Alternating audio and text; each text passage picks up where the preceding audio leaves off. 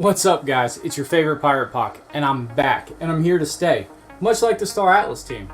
I know, we all saw the letter that the Star Atlas team put out last week. But unlike some other content creators, I did my research, and I want to show you what the clickbait media and the Jorvik scum just won't. Mainly because they care more about getting the views than they do about actually getting the facts. And I'm going to show you why this happened, what the team is doing to continue development, why Star Atlas is more than just a game with NFTs, and go over what upcoming releases we can expect and when. And until the team finishes my OPOD, I'll be making this incredibly designed X6 my home base for a bit. It has more than enough comfort and style to keep me happy, the features are extensive, and the firepower is more than enough. And apparently I need some firepower. I guess some middle school bullies declared war on dark matter, and because we don't take them seriously, they even went out and got their big brother to help out. So I went out and got this small fighter, and now I think I'm more than prepared. But back to the real story. On July 24th, the Star Atlas team released this letter to the citizens of Gallia.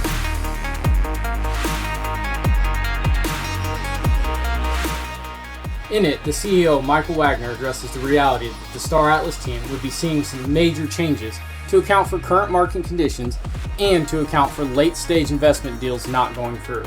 Now, this news by itself is a little disheartening. I mean, the deal was worth tens of millions of dollars and would have allowed the team to continue developing at the breakneck speed that they have been for the last 2 years. But the reality is that the global economic environment is just not able to invest in a project with such a high capital burn rate. At least not currently. And Wagner addresses this and the actions being taken by the team in an AMA, pretty much a town hall, last Wednesday. And let's hear what he has to say. While it was certainly an extremely challenging decision to make reductions to the team, this is completely standard course of business to adjust for market conditions. We still have a core team of 45 on paper, but we really have closer to 55 people. This includes at least 19 still working on the Unreal Engine side, 7 employees focused on blockchain development, which is major.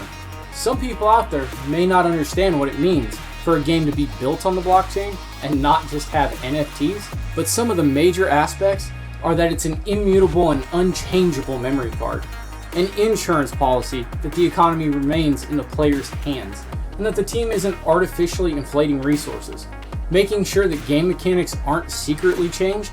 And one of the coolest things is that it allows people to develop their own front end if they want to and use the Star Atlas back-end mechanics. So why did this restructuring happen?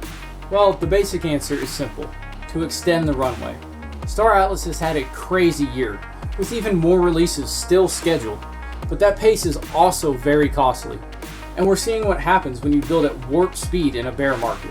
The Star Atlas team had a tentative agreement with an investor with term sheets signed and everything. The deal got to the final stages, and unfortunately, it fell through. Automata made adjustments once it was realized that they would not have access to these tens of millions of dollars.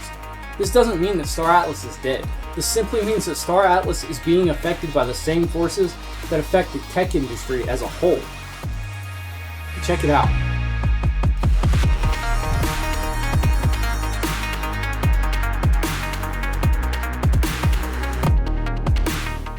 Star Atlas raised about $200 million in the last 2.5 years. $15 million was lost on FTX, and $30 million went to taxes on that. And because the team chose not to sell the tokens paid to them by players for marketplace transactions, that was another $65 million lost, just on the depreciation. They chose to protect the token price for us as long as they could, while they developed the actual use case for it to stabilize its value. Can we really knock them for that? And honestly, can we knock them for selling tokens this year? It was a way better option than trying to sell us more things we didn't have a current use for at the time. And I'd like to point out that in November or December, Star Atlas said that they had 6 to 9 months of runway. Welcome to month 9. And with the new restructuring, they can go for another 18 months? That's without a major investment. So logic would say that they found at least a decent amount of funding to be able to extend the runway another 18 months. It just wasn't an insane amount from a major investor. The Star Atlas team is working diligently to obtain funding in every avenue they can, outside of their player base.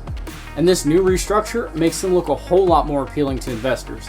And you don't have to take it from me. I'll let the CEO tell you.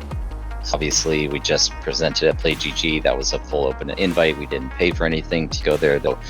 We've also spoken with the Labs team directly, as well as ventures about making some type of capital investment into Automata. Those conversations are ongoing. I don't know that anything is going to go through. There's just way too many opportunities for us to fail, in my opinion. But again, even in the absolute worst case scenario, we're still driving this forward and finding a way to make this work. What we have done is all taken a reduction in salary, myself going down to absolute minimum wage, which I think is justifiable given the position of the company. What I will say though is through this restructuring and with the reduced recurring burn, it makes us more attractive not only to someone like Solana, where they know that their dollar is, which means more opportunity for us to deliver the product that grows the user base and generates revenue, but it also makes us more attractive to other venture capital groups that are similarly analyzing our business from the perspective of what does a $20 million check get us? But to be quite honest, this is something that the Star Atlas team did to themselves. They're giving us Unreal Engine 5, Sage, and a mobile app. 3 games. And in these 3 games, our ships, claim stakes, and other assets work cross-platform. Other Web3 games are able to have massive teams because they sell individual assets for each little game and side game that they create. Yeah, Star Atlas did this to themselves by being reasonable to its investors, to us, giving us inclusion. And for the first time, I'll call myself an investor in Star Atlas. And instead of selling us a bunch of merchandise, they allowed us to use their IP to create our own and gain the benefits from it.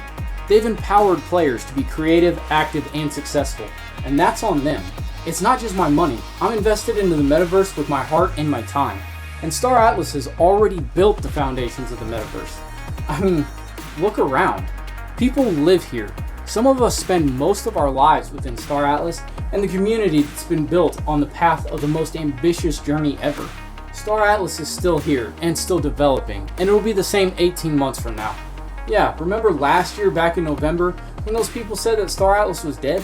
Star Atlas easily lives another 2 years after clickbait media was trying to write them off. And if you've seen what they've done in the last 2 years, the next 2 years will be exponentially greater. None of the projects being developed have been put on hold. Their delivery and delivery windows have just been modified, most of them very slightly. We'll have a retro version of Sage Starbase, also known as Sage Labs, in 3 weeks, an updated UI and combat for Sage Labs by the end of the year, ground racing, and the mobile app around Q1 of 2024. And yes, 5,000 to 30,000 players in a single instance in the Unreal Engine side, thanks to a partnership with Metagravity. And those are all conservative estimates. And the Never Alone campaign is running strong in its 2nd season. And I think it's smart to hold off on the mobile app until the UI for Sage Starbase is complete. We not only want to get more people into the world of Star Atlas, we want them to stay, and a better UI helps do that. Star Atlas is seeking funding, and if you ask the founders, they're here to see this dream become a reality. This project will never die.